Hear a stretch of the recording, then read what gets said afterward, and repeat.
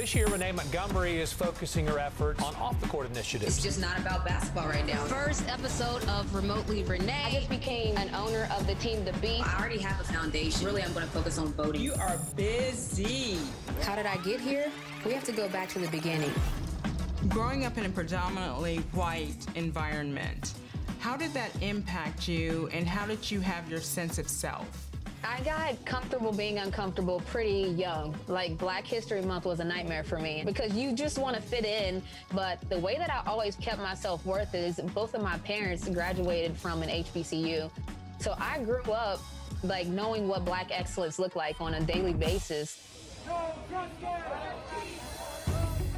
When did you know that social justice reform was going to be your passion? 2020. I would say during the quarantine, I found myself kind of just like everyone else watching the news in shock and dismay to see someone murdered on national television. That was pretty eye-opening. 2020, how is that possible? A lot needs to change, and if we didn't know that a lot needed to change, look at everything that happened on January 6th.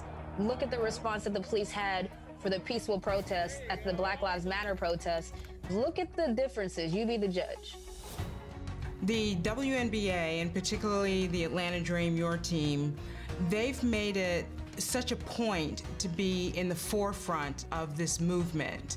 How proud of them are you? I'm so proud, but this is not the first time that the WNBA players have stood for something. In 2016, we were wearing shirts that said Black Lives Matter on them. For 2020, this is more of the same for us.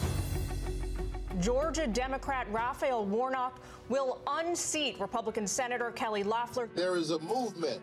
Rafael Warnock elected to the U.S. Senate. How much do you feel the role that you guys played in, creating attention around him? When you're in the trenches, you don't really know what's going on. Basically, the players wanted to make a statement that we reject former Senator Loeffler's letter to the commissioner. Yes, we're playing for the Atlanta Dream, but we also want you to know that our views don't align with our ownership. Our league is majority minority. So if you feel all of those ways, I don't know why you would want to be an owner. After he won, I started to see tweets that were saying he was polling in single digits before the WNBA players wore the shirts. And as I was reading that, I'm like, what? Like, that's crazy.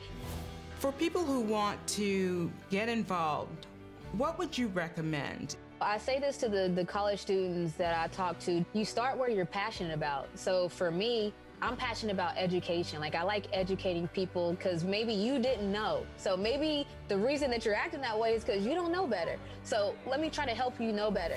Find what you're passionate about and then go find other people passionate about that.